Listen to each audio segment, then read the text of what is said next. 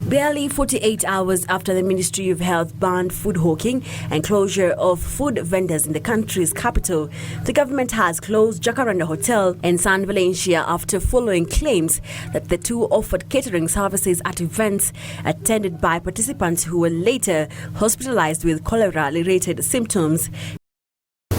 And therefore, we are going to be very strict that if you are a hotel and you cannot serve the number of people coming to the conference, then you should not take up that assignment.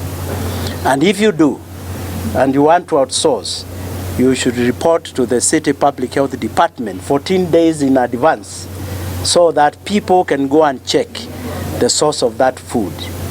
That is going to be a regulation which has to be followed. And therefore, we want to tell people who host others to ensure that where you outsource food, those people are tested properly and they have the necessary equipments to be able to prepare food properly. Health Cabinet Secretary Cleopa Mailu, who was speaking after visiting patients at the Kenyatta National Hospital, revealing that 101 patients have so far been received at the facility, with 67 of them undergoing treatment of a particular strain of cholera. And in a bid to avert what may turn out to be a catastrophic health crisis if left unchecked, the ministry has set up health centers in affected areas, including Mukuru kwa Jenga, Mukuru kwa Ruben, Mathare, Kibera, and Kawangware.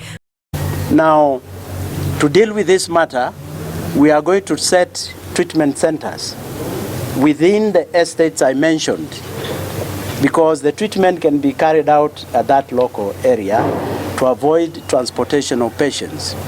And by the end of the day, we'll have about 6 to 10 treatment centers across the city where these cases have been identified.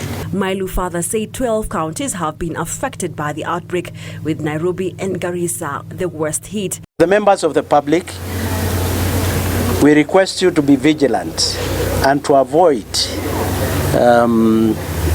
eating at any other place, to exercise caution, and also to adhere to hygiene and sanitation. The severity of the situation was epitomized by the treatment of National Treasury CS Henry Rotich and his industrialization counterpart Aden Mohammed of cholera-related symptoms after attending a trade expo at the Kenyatta International Convention Center in Nairobi.